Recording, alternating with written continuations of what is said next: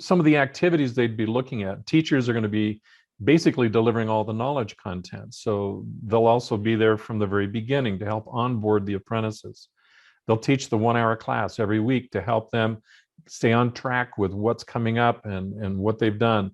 They'll be reviewing work samples that the apprentices have uploaded to their portal and critique them. They'll correct mistakes on it. Let them know when, hey, that looks good, or this looks good, but I think you left some 80 grit scratches still in the feather edge taper there. You need to work on that, finish that with 150 or 180 grit. They also need to assess the skills that are being developed by the trainee or the apprentice. Now, even though they're not physically there, they have active visual access to all of the content that the apprentices are uploading as evidence of their skills developing. So they're in a position to help assess those skills.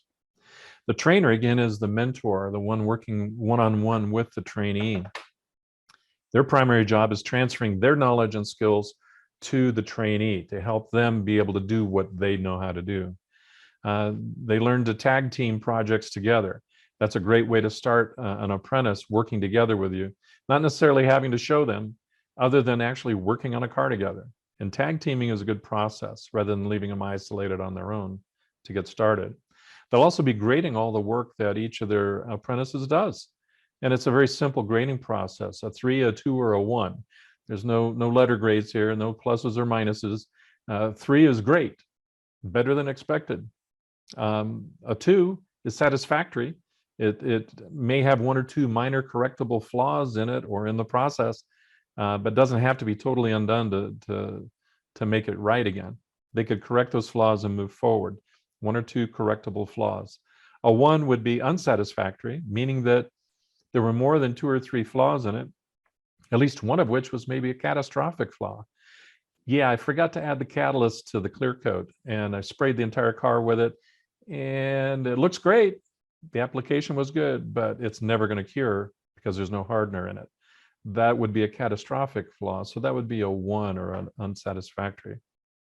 So the trainer also is responsible to help the trainee learn how to plan their repairs. And so each of their repair plans has to be approved by the trainer, signed off on it, and then critiqued after the work is done. So they'll be assessing the skills being developed skill by skill, task by task, assignment by assignment, as well as at the end of each course, they will be assessing the skills developed by that trainee. The advocate is an interesting role. And as the title indicates, this is somebody that's an advocate.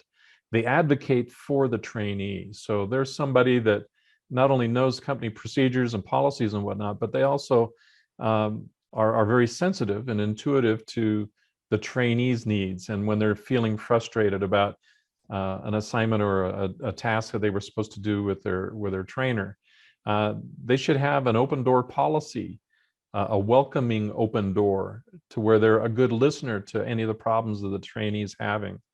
And they monitor the work and know the work that's been submitted. And then they are able to develop appropriate remediation plans in the event somebody's off track, a trainee's off track, they need to get them back on track soon. So they work together with others to make that happen.